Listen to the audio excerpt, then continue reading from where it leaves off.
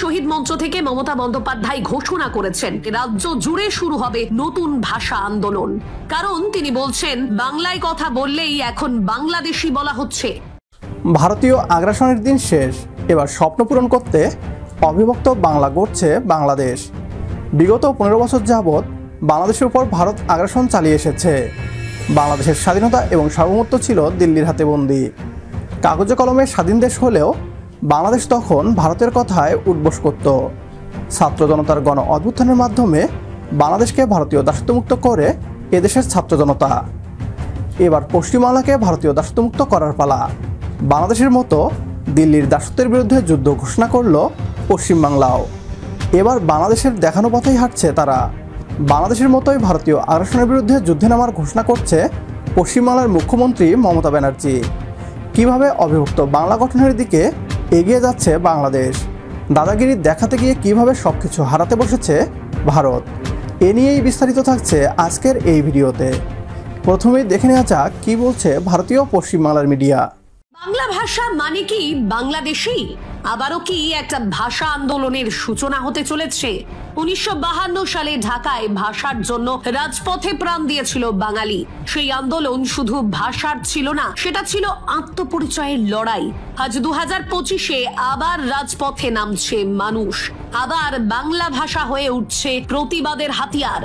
কিন্তু প্রশ্ন হলো, সেবার পাকিস্তানের বিরুদ্ধে লড়েছিল পূর্ব বাংলার মানুষ, এবার কার বিরুদ্ধে?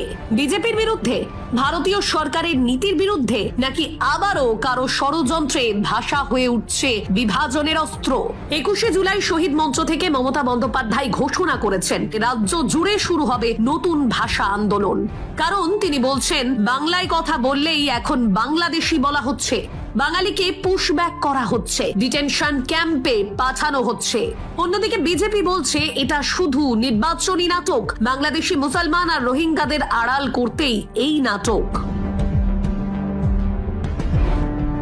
21শে জুলাই ধর্মতলায় মমতা বন্দ্যোপাধ্যায় যে বার্তা দিয়েছিলেন তা শুধু রাজনৈতিক বক্তব্য নয়, সেটা অনেকটা ঘোষণা ছিল, অনেকটা চ্যালেঞ্জও। তিনি বলেন বাংলা ভাষায় কথা বললেই বাংলাদেশি বলছে, মানুষকে ডিটেনশন ক্যাম্পে পাঠানো হচ্ছে, বাংলার মানুষকে অপমান করা হচ্ছে, এটা মেনে নেওয়া যায় না। এই বক্তব্যেই নতুন ভাষা আন্দোলনের ডাক দেন তিনি। তৃণমূল কংগ্রেস বলছে এটা দলীয় আন্দোলন নয়, এটা বাংলা ভাষা, বাংলার আত্মসম্মান ও পরিচয় রক্ষার লড়াই।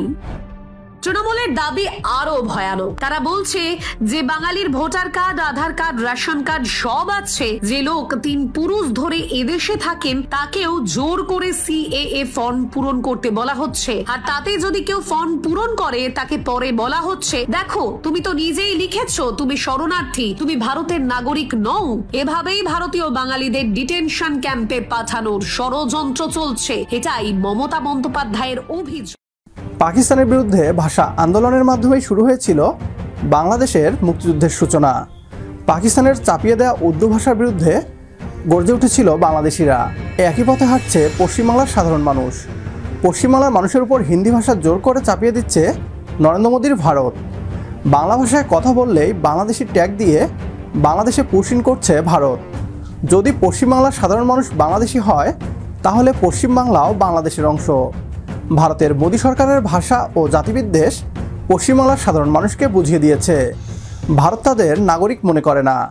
এবার সময় এসেছে বাঙালিদের ঐক্যবদ্ধ হওয়ার মধ্য দিয়ে সোনার অবিভক্ত বাংলাদেশ গঠনের। নবাব সিরাজউদ্দৌলার পুরনো শক্তিশালী সমৃদ্ধ বাংলাদেশ গঠনের সময় হয়েছে। একমত হলে কমেন্ট বক্সে ইয়েস লিখে জানিয়ে দিন আমাদের। সেই সাথে ভিডিও শেয়ার করে দেখার সুযোগ করে দিন আপনার বন্ধুদের। পরবর্তী ভিডিও দেখার আমন্ত্রণ জানিয়ে বিদায় নিচ্ছি আজ। আল্লাহ হাফেজ।